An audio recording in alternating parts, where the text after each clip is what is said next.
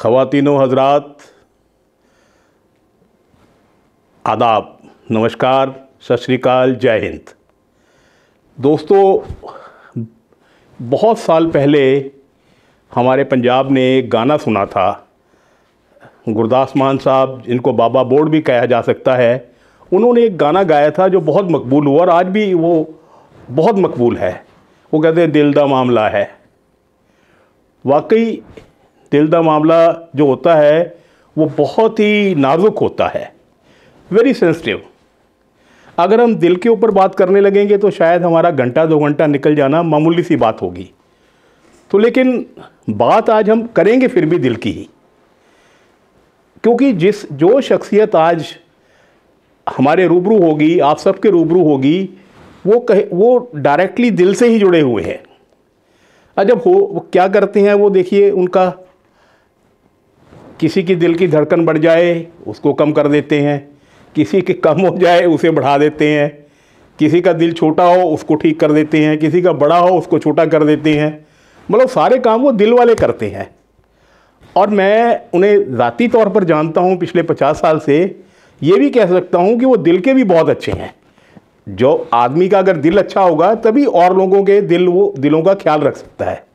तो यकीनन जो आज हमारी शख्सियत हैं इस प्रोग्राम की, तो उनका दिल इतना अच्छा है जिनके बारे में अब हम कुछ थोड़ा सा जानने की कोशिश करेंगे। आइए तो आज हम बात करते हैं, मैं कह सकता हूँ मेरे बहुत अजीज़ दोस्त भी हैं, भाई भी हैं, मोहसिन भी हैं, सब कुछ है मेरे लिए। और पटियाले के लिए क्या है वो मेरे को बताने की ज़रूरत नहीं। इस शहर के लिए, उस शहर में उनका क्या मकाम है, ये भी शायद मैं ना बताऊं। अगर मैं लफ्ज़ों में बयान करूंगा तो पॉसिबल नहीं होगा, नॉट पॉसिबल। तो मिलते हैं आज हम हमारे इस प्रोग्राम के मेहमान खुसूसी जनाब डॉक्टर मनमोहन सिंह साहब से।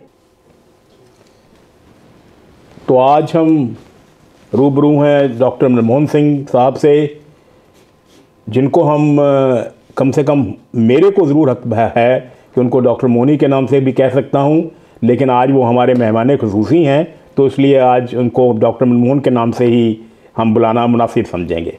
तो डॉक्टर साहब, पहले तो आपका बहुत बहुत शुक्रिया जो आपने हमें वक्त दिया। हम जानते हैं आप कितने मसरूफ़ आदमी हैं, तो आपने हमारी छोटी सी गुजारिश पर आना कबूल किया। बहुत बहुत शुक्रिया, थैंक यू सर। नरेश जी, पहले तो आपका शुक्रिया कि आपने ये समझा कि मुझसे वार्तालाप गुफ्तगू करना चाहते हैं जी। दूसरी बात यह है कि आपने जैसे कहा कि हमारे 2 पुश्तों के जी रिश्ते बिल्कुल है सर। आपके हाँ, पिताजी, हमारे वालिद और आपके वालिद बहुत अच्छे दोस्त हुआ करते, बहुत अच्छे दोस्त रहे हैं। बिल्कुल। और फिर हम उतने ही अच्छे दोस्त रहे हैं। 50 साल हो गए। 50 साल हो गए। और इन 50 सालों में हमने एक दूसरे को बहुत अच्छी तरह पहचाना है जी। एक दूसरे को बहुत अच्छी तरह रखा है, संभाला है। Thank you. तो थैंक यू वेरी मच। दूसरी बात आपने कही कि मैं दिल का डॉक्टर हूँ जी। तो जो हमारा दिल, जिसका मैं डॉक्टर हूँ, और जो शायरों का दिल है उसमें बहुत फ़र्क बिल्कुल है सर जी। हाँ। लेकिन आपने ये भी कहा, जो कि बिल्कुल सही है, कि शायरों का दिल अगर दिल वाला अच्छा हो तो ही अच्छा इंसान दिल का डॉक्टर भी बन बिल्कुल, सकता है। इसमें कोई शक नहीं। शुक्रिया, मेहरबानी आपकी, थैंक यू। तो सर, एक सवाल पहले आपसे जो आता है हमारे जहन में, वो ये है कि आपने MBBS की पहले यहाँ पटियाला मेडिकल कॉलेज से 72 बैच में। इत्फाकन हम भी उस बैच में थे, हमारे रोल नंबर भी इकट्ठे हुआ करते थे दोस्तों। मेरा डॉक्टर साहब का नंबर 71 था, मेरा 72 था। ये अलग बात है कि ये पढ़ने में माशाल्लाह क्या थे वो आप देख रहे हो, मैं पढ़ने में क्या था आप ये जानते हैं। तो बहरहाल हम अपनी बात ना करें तो ठीक रहेगा। तो आपने फिर MD की, उसके बाद आपने DM भी की। तो सर, सवाल ये पैदा होता है कि उस वक़्त MD करना ही अपने आप में बहुत बड़ी बात हुआ करती थी, बहुत बड़ी बात हुआ करती थी। तो आपने DM करने का सोचा, वो आपको कैसे ख्याल आया, किन हालात में आपने ये फ़ैसला लिया कि यार मुझे DM करनी है? नरेश जी, बेसिकली थोड़ा सा मैं इससे पीछे जाता हूँ। जी। जब मैं स्कूल में पढ़ता था तो first heart transplant in the world south Africa में डॉक्टर क्रिस्टियन बर्नार्ड ने किया। बिल्कुल सही। तो मैंने उस बारे पढ़ा तो मैं इतना फैसिनेट हुआ कि यार हार्ट का ही कुछ ना कुछ करना चाहिए। अच्छा, आपको तब से था ये? हाँ। तो मुझे हार्ट का सर्जन, हार्ट का डॉक्टर बनने का राइट फ्रॉम बिगिनिंग मुझे कुछ था। फिर जब मैं डॉक्टर बन गया जी, फिर मैंने एमडी की जी, तो एमडी करके मैंने कहा कि चलो, उस समय तक डीएम शुरू हो गई थी। जी सर। तो मैंने कहा कि अब डीएम कर ही लेनी चाहिए। वाह। जो अपना एक ड्रीम है हाँ, जो बचपन का उसको पूरा कर ही लेना चाहिए। और दूसरा मैं देख रहा था कि उन दिनों में कि हार्ट की बीमारियां बहुत बढ़ रही हैं। जी सर। और हार्ट की बीमारियां ऐसी बढ़ रही थी जो कि यंग पेशेंट्स को भी इफ़ेक्ट कर रही थी और ओल्डर को भी। जी। और उनका इलाज एक सिंपल एमडी के बस का नहीं रहा। जी जी जी। तो मैंने चाहा कि मैं कुछ ऐसा करूं कि ताकि मैं लोगों के लिए, जो अपने इस एरिया के लोगों के लिए, पंजाब के मालवा के इन लोगों के लिए कुछ सर्विसेज, कार्डियक सर्विसेज मैं उनके डोर स्टेप पे लेके आ सकूं। बहुत सही। जब मैं डीएम करने गया तो मैं ऑलरेडी सीनियर लेक्चरर मेडिसिन था। अच्छा, आप तब यहाँ मेडिकल कॉलेज में सीनियर लेक्चरर थे? ओके। और फिर उसके बाद मैं डीएम करने गया। फिर मैं असिस्टेंट प्रोफेसर कार्डियोलॉजी बना। और फिर असिस्टेंट प्रोफेसर कार्डियोलॉजी बनने के बाद मैं 1 साल की फेलोशिप के लिए चला गया England. Okay. To do interventional cardiology. अच्छा, इंटरवेंशनल कार्डियोलॉजिस्ट भी आपने की हुई 1 साल की? हाँ, मैंने फेलोशिप की जी, इंग्लैंड से, लेस्टर से। तो फिर मैंने आके, फिर मैं असिस्टेंट प्रोफेसर तो था ही, वापस आया, फिर मैं प्रोफेसर बना, हेड बना। एडवांस्ड कार्डियक सेंटर का प्रोजेक्ट जो है मेडिकल कॉलेज में मैंने शुरू किया। सही सही। तो उन दिनों में कुछ गवर्नमेंट के फंड्स की कंस्ट्रेंट आई, कुछ एक दो इंस्टॉलमेंट्स उन्होंने दी, जिससे मैंने एकोकार्डियोग्राफी, एक्सरसाइज टेस्टिंग, होल्टर वगैरह शुरू करवाया। Next step was cath lab. वो कैथ लैब फिर उनकी गवर्नमेंट के थोड़ा सा प्रॉब्लम आई उनको फंड्स की, तो वो ना लगा सके उस समय। अब 20 साल के बाद लगी। मैं उसी पे आ रहा था। आपने लेकिन एक बात बताई कि आपने 1 साल यूके में इंटरवेंशनल का भी अपने डिप्लोमा या कोर्स किया हुआ है। फेलोशिप 1 साल की, पूरी 1 साल की। तो उसका आपको अपने प्रोफेशन में काफ़ी फ़ायदा हुआ होगा, वो जो इंटरव्यू आपने जो फेलोशिप की है। एक तो था कि मैं, और फिर वहाँ जाकर आपका दिल किया वापस आने का? आमतौर पर होता है कि कोई आदमी, कोई डॉक्टर आम देखा जाता है यूके या यूएसए जाता है तो वहीं सेटल हो जाता है। तो आपको ऐसा कुछ था नहीं कि भी यार आ गए हैं तो वहीं रह जाते हैं? नहीं, ऐसा हुआ मेरे को दिल नहीं। मैं बताता हूँ जो फैक्चुअल पोजीशन है। जी, मेरे वहाँ पे गाइड थे, मेंटर थे, प्रोफेसर डेविड डिबोनो थे। Okay. He was one of the top most cardiologist of Europe. Yes sir. He was editor, chief editor of the European heart list. क्या बात। एंड जब मैंने अपनी फेलोशिप के सेकेंड हाफ 2-3 महीने रह गए जी, तो he on his own sent letters to about 15-16 centers in UK saying that I have a very bright young cardiologist who has trained with me and he can be an asset to any institution. जी। उनमें से कुछ ने respond किया तो मेरे को एक दिन प्रोफेसर डिबोनो ने बुलाया and he gave me some offer letters. ये पढ़े हैं भाई? हाँ। I was tempted, no doubt. हाँ, मैं वही और उम्र भी ऐसी थी माशाल्लाह। देन मेरा कुछ शुरू से ही ऐसा रहा कि वतन परस्त थी। हाँ, अपने लोगों में ही रहना अच्छा है। क्या बात। It's better to be in your own people जी, बिकॉज हमारा दुख सुख, हमारी जो अच्छाइयाँ बुराइयाँ वो अपने लोगों में ही है। जी जी जी। बाहर जाके ठीक है, मेरा खुद का बेटा अमेरिका में कार्डियोलॉजिस्ट है, असिस्टेंट प्रोफेसर है जी, लेकिन मैं उसको भी कहता हूँ कि भाई देखो वहाँ पे ठीक है, पैसा ज़्यादा है लेकिन शोहरत यहाँ, वहाँ पे पैसा है, शोहरत नहीं है, और दिल की तस्कीन भी नहीं है, तसल्ली भी नहीं है। क्योंकि यहाँ पे लोग जिनसे आप मिलते हो, जिनका आप भला करते हो, वो आपको भगवान मानते हैं सर। आज भी भगवान तो नहीं मानते हैं सर, मानते हैं सर। चलो मैं आपकी बात, जो कोई कार्डियोलॉजिस्ट, कोई हार्ट अटैक का पेशेंट आपके पास आ जाए और वो इंशाल्लाह ठीक हो जाए, तो उसके लिए तो भगवान आप हो जाते हो ना सर। चलो ये मैं अपने आप को इतना नहीं जो सच देना चाहता, बट यू आर राइट। एक खुद को तसल्ली है, एक अपने आप को, आपने अपने लोगों का भला किया। बिल्कुल सर। तो दोस्तों, मैं यहाँ आप लोगों को बताना चाहूँगा कि डॉक्टर साहब ने अपने वालिद साहब का जिक्र किया। डॉक्टर साहब के वालिद और मेरे वालिद तकरीबन 70 साल दोस्त रहे, एजुकेशन में से इकट्ठे थे। 70 साल से 30-40 साल उनकी दोस्ती चली, फिर हमारी चल रही है। इसके अलावा सर वो इंटरनेशनल हॉकी फेडरेशन में बहुत बड़ा मकाम रखते थे। इंटरनेशनल हॉकी फेडरेशन में हिंदुस्तान की पहचान प्रिंसिपल गुरसेवक सिंह अंकल से ही बनी है। एक और बात, मेरी जो शरीक हयात है वो डॉक्टर साहब के फादर ने, वालिद ने अपनी बेटी बनाया हुआ था, तो हमारा रिश्ता ये भी है। अब आते हैं आपकी तरफ। आप यहाँ आ गए, आपने यहाँ मेडिकल कॉलेज ज्वाइन किया, असिस्टेंट प्रोफेसर बन गए। आप उन चंद खुश नसीब डॉक्टरों में से एक हैं, जहाँ तक हमें इल्म है, कि जो एक मेडिसिन डिपार्टमेंट टोटल हुआ था, यूनिट हुआ करती थी 1 2 3 4 5 6। आपने अपने काम की वजह से, या आपकी गुडविल इतनी अच्छी थी, आपने कार्डियोलॉजी डिपार्टमेंट अलग कर लिया था। You became head of the cardiology department at that time. तो आपने भी बताया कुछ थी, लेकिन फिर आपका कार्डियोलॉजी डिपार्टमेंट काफ़ी अच्छा चल रहा था। तो ऐसी क्या वजह हुई कि जो आप छोड़कर प्राइवेट सेक्टर में आ गए? तो कहीं ये लगता नहीं कि भी थोड़ी सी यार मनमोहन ने आम आवाम के साथ बेइंसाफ़ी की है?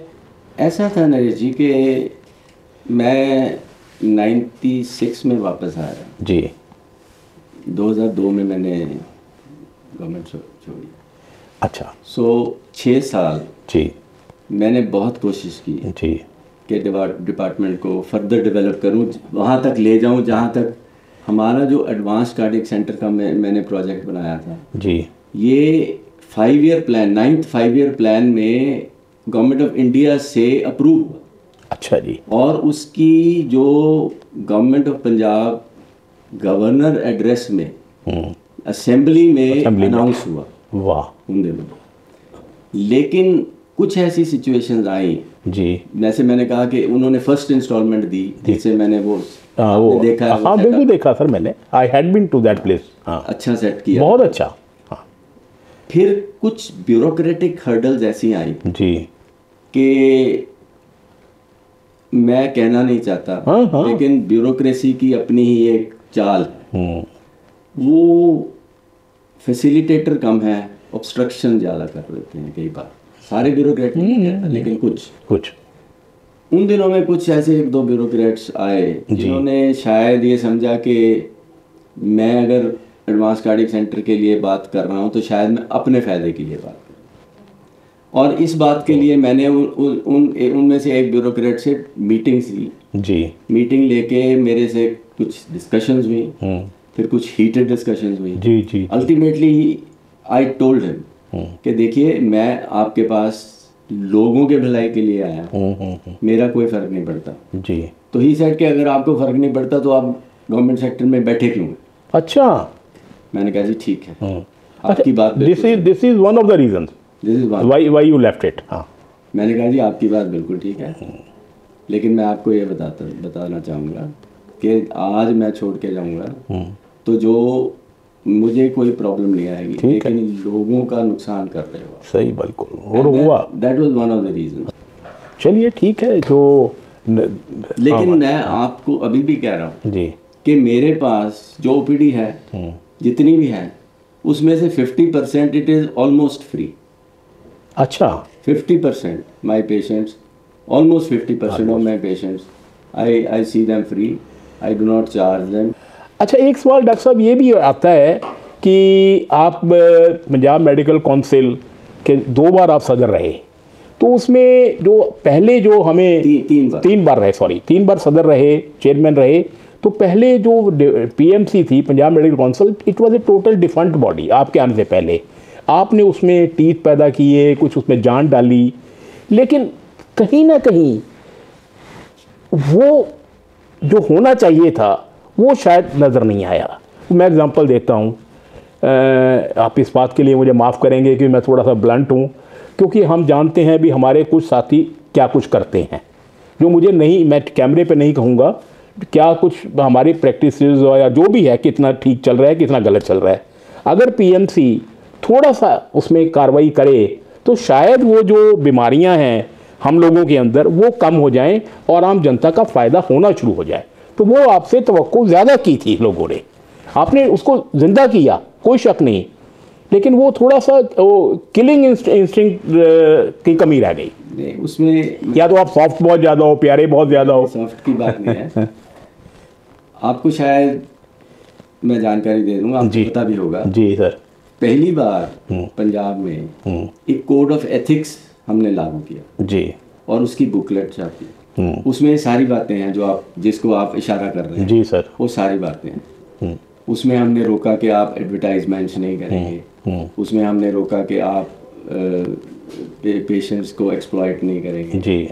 उसमें हमने रोका कि आप कट प्रैक्टिसेस नहीं करेंगे, वो सारा रोका है। वो जो कोड ऑफ एथिक्स है मैंने पंजाब में लागू की, उसको फिर हमने इम्प्लीमेंट करने की कोशिश की। जी सर। लेकिन कुछ ऐसी बातें, जैसे हमने एडवर्टाइजमेंट बहुत हद तक कर्व की, जैसे फीमेल फीटिसाइड को जी जो एडवर्टाइज हुआ करता, हाँ एडवर्टाइज हुआ करती, उसमें मैंने कुछ डॉक्टर्स के लाइसेंसेस भी सस्पेंड किए। जी सर।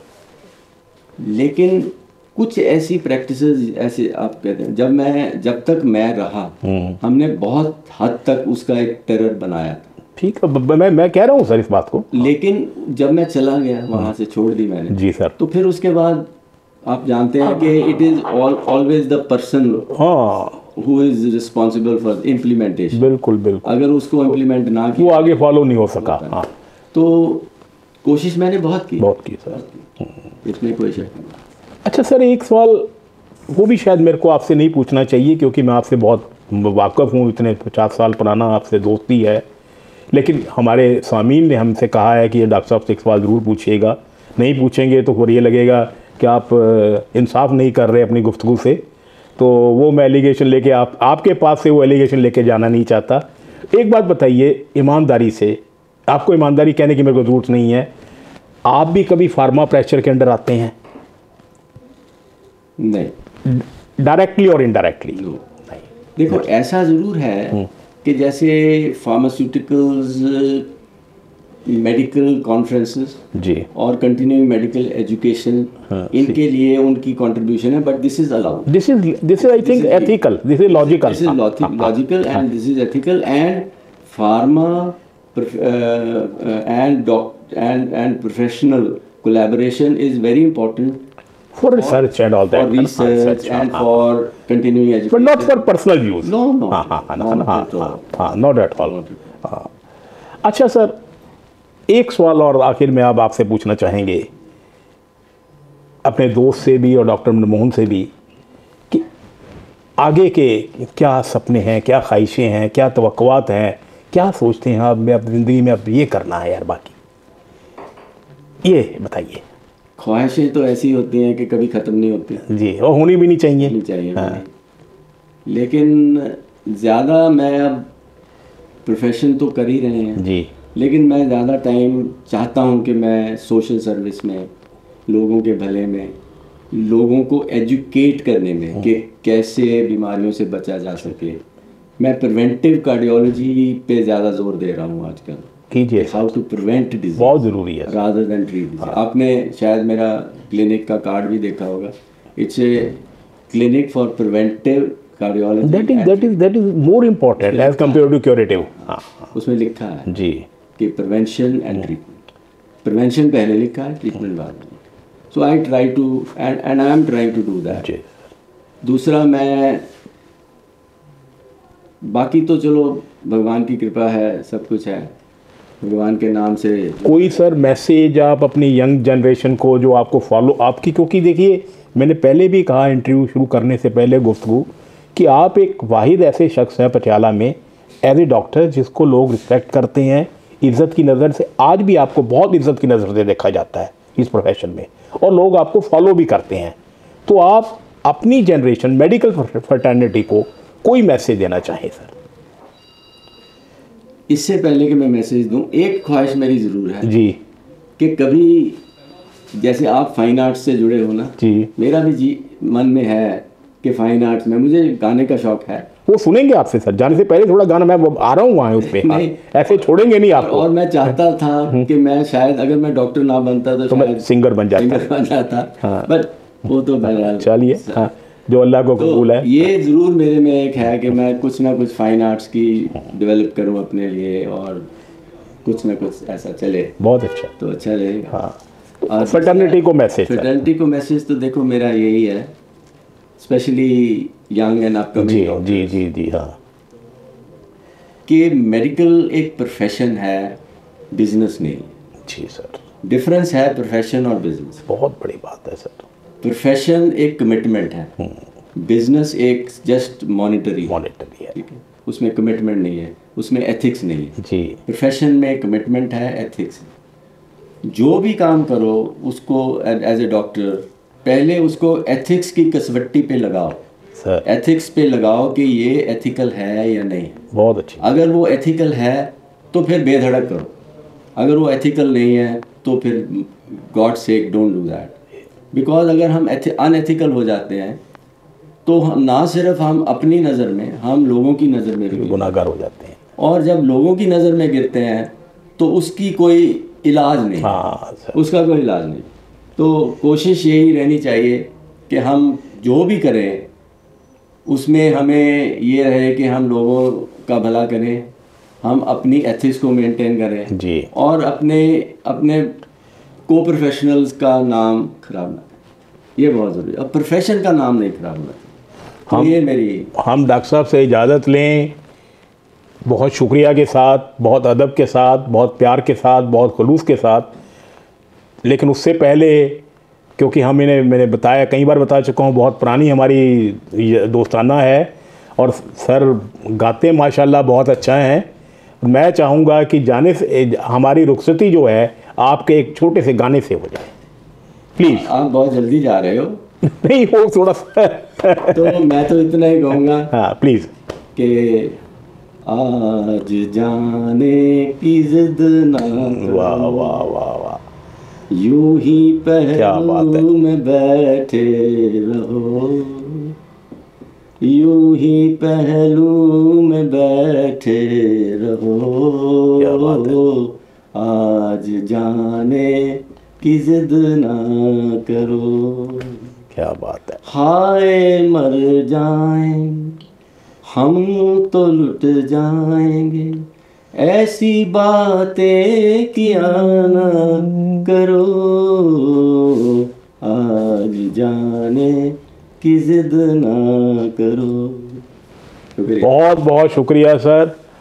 हम बाबा जी से, अल्लाह ताला से, भगवान से आपकी लंबी और अच्छी सेहत की दुआ करते हुए, क्योंकि उसमें हम सबका मकसद है सर, हम सबका एक अपना एक मोटिव है, क्योंकि आप अच्छे हैं रहेंगे तो हमारा समाज अच्छा रहेगा, मेरे दोस्त अच्छे रहेंगे, मेरा पटियाला अच्छा रहेगा, मेरा पंजाब अच्छा रहेगा। इसी दुआओं के साथ आपसे इजाज़त चाहेंगे। खुदा हाफिज़। Bye bye.